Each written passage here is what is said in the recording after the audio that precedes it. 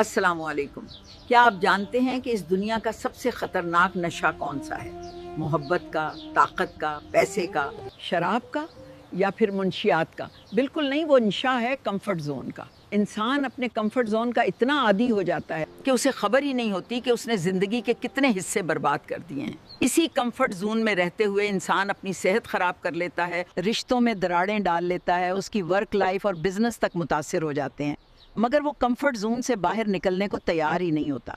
Comfort zone एक ऐसी हालत का नाम है जिसमें इंसान किसी भी चीज़ को बेहतर करने की कोशिश करना छोड़ देता है। कोशिश करना तो दूर की बात, वो उसके बारे में सोचता भी नहीं है। याद रखें, हर चीज़ कोशिश मांगती है, चाहे वो बिजनेस हो, रिश्ता हो, सेहत हो।